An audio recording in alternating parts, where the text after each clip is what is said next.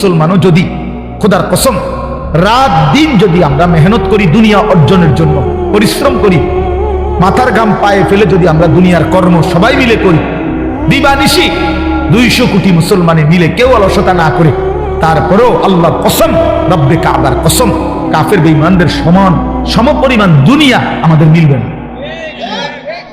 এটা দিত না আল্লাহ বলছে, আমি বান্দা আমি দেব না, আমি মুমিনকে দুনিয়া দেব না পুরা। ওয়াদারনি ওয়াল মুকাদ্দিবিনা উলিন নি'মাতি ওয়া মাহিলহুম কালিলা। আল্লাহ বলছে, শোনো বান্দা ঈমানদার, এই আমার ঈমানদার বান্দা, মিথ্যাবাদী নাফরমানদের জন্য অল্প কিছু সময়ের জন্য দুনিয়াটা ছেড়ে দাও। ওয়াদারনি, আমার ছেড়ে দাও বান্দা, আমি তাগরে একটু দুনিয়াটা দেই।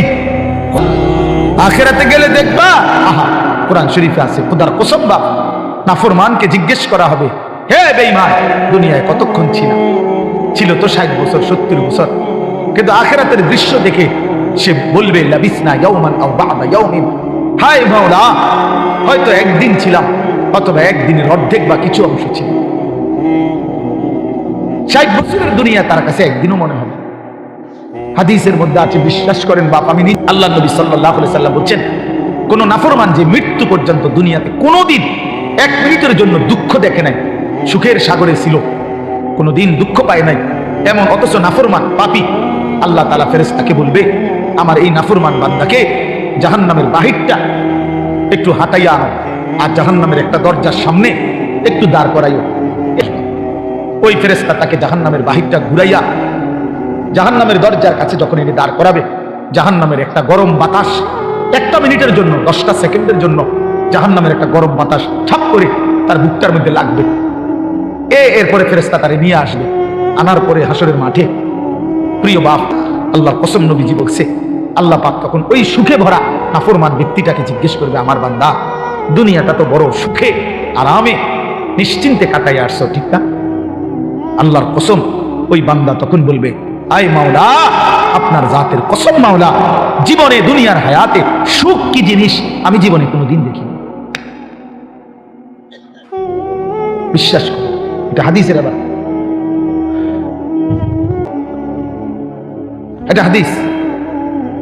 অর্থাৎ জাহান্নামের 10 সেকেন্ডের ওই দরজার মুখের একটু গরম বাতাস তার 60 বছরের 70 বছরের সুখ 1 মিনিটে 1 সেকেন্ডে 10 সেকেন্ডে ভুলে গেছে, সব ভুলে গেছে।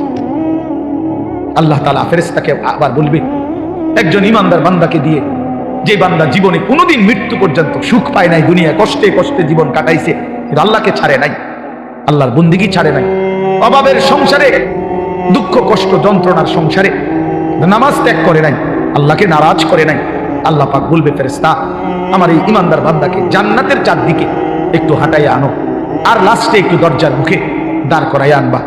এই বান্দাকে সারা জান্নাতের চারদিকে ঘুরাইয়া দরজার সামনে যখন আনবে, তো 10 সেকেন্ডে জান্নাতের একটা আরামদায়ক বাতাস তার বুকে এসে লাগবে। এরপরে তাকে আল্লাহর সামনে আনা হবে। মহান আল্লাহ পাক রব্বুল আলামিন সেই বান্দাকে বলবে, আমার বান্দা, দুনিয়ার জীবনটা আমার মুমিন বান্দা বড় কষ্ট করে আসছো বান্দা, কত সুদের টাকা, ঘুষের টাকা, কত হারাম টাকার সুযোগ ছিল, কামাই করো নাই, দুঃখে ভরা জীবনটা কাটাই আসছো, ঠিক না? খুব কষ্ট পাইছো আমার বান্দা দুনিয়াটা। কিন্তু আল্লাহর কসম শুনে নবীজি বলছে, ওই ঈমানদার বান্দা সে তখন আল্লাহ পাককে বলবে, আয় মাওলা, আল্লাহর কসম মাওলা, জীবনে হায়াতে দুনিয়ার জীবনে দুঃখ কি জিনিস আমি কোনদিন দেখি নাই। প্রিয় বন্ধু, 10 সেকেন্ডের জান্নাতের আরাম বাতাস তার 70 বছরের দুঃখ ভুলে গেছে।